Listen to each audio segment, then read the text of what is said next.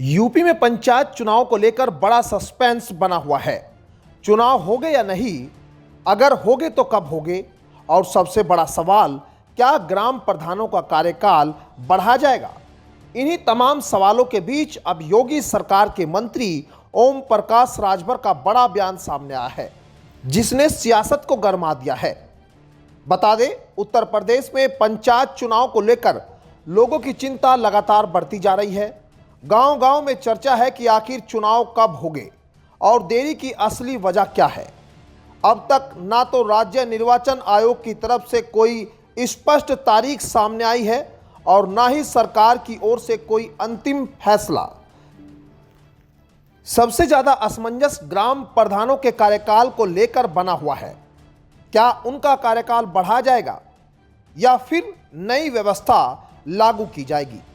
इन सवालों के जवाब फिलहाल किसी के पास नहीं है। इसी बीच पंचायती राज मंत्री ओम प्रकाश राजभर ने आजमगढ़ में मीडिया से बातचीत के दौरान बड़ा बयान दे दिया। उन्होंने साफ कहा कि राज्य सरकार पंचायत चुनाव कराने के पक्ष में है, लेकिन फिलहाल मामला कोर्ट में विचाराधीन है, इसलिए अंतिम फैसला अदालत के निर्देश के बाद ही लिया जाएगा। राजभर ने कहा कि सरकार कोर्ट के हर आदेश का पूरी तरह पालन करेगी, उसी के आधार पर आगे की प्रक्रिया तय होगी।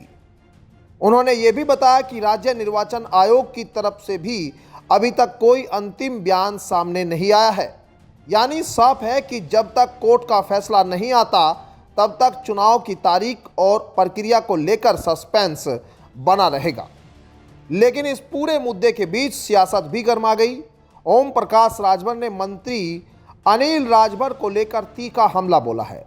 उन्होंने कहा कि अनिल राजभर अभी राजनीति में अनुभवहीन है और इस विषय की पूरी जानकारी उन्हें नहीं है। यहां तक कि उन्होंने तंज कसते हुए कहा, वो अभी राजनीति में कच्चे हैं, हमारे सामने बच्चे हैं, हम उनके चच्चा हैं, विभाग हमारे पास है, हमें ज़्यादा जानकारी है।